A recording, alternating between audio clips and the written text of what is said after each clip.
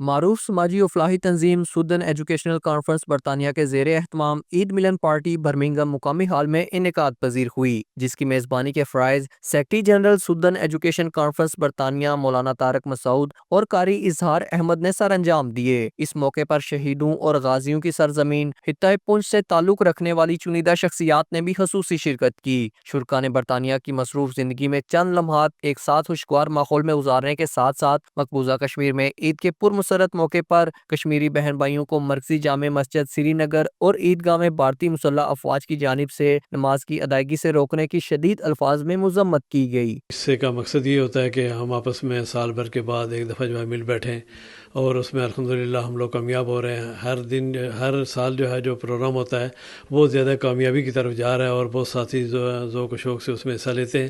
اس موقع پر بھی ہمارے ساتھیوں نے اس میں اسی جو ہے نا جذبے کے ساتھ حصہ لیا، لیکن بدقسمتی کی بات یہ ہے کہ ہمارے کچھ بھائی مقبوضہ کشمیر میں وہاں جو ہے نا ان کو عید جو ہے نہیں کرنے دی گئی۔ سری نگر کی مسجد میں جو ہے وہاں پر اس وقت انڈین آرمی وہاں پہنچ چکی تھی، اس پر میر باز جیسے لوگوں کو گرفتار کیا گیا۔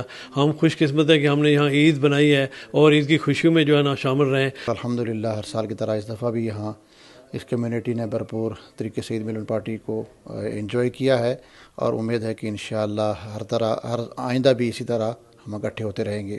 جہاں پوری دنیا میں مسلمان عید کا یہ عظیم الشان تہوار بناتے ہیں، وہاں ہمارے مقبوضہ کشمیر کے بھائیوں کے ساتھ یہ ظلم کی اور بھی انتہا ہے کہ ان کو اس خوشی کے موقع پر بھی عید کی نماز سے محروم رکھا گیا ہے۔ ہم اس کی بھرپور مذمت کرتے ہیں۔ شرکا کا مزید کہنا تھا کہ ایسے پروگرام جوان سال نسل کو اپنی مذہبی اقدار، تہذیب و تمدن، روایت و ثقافت سے جوڑے رکھنے کے لیے انتہائی ضروری ہیں۔ لالا محمد فاروق، JK نیوز، برمنگھم۔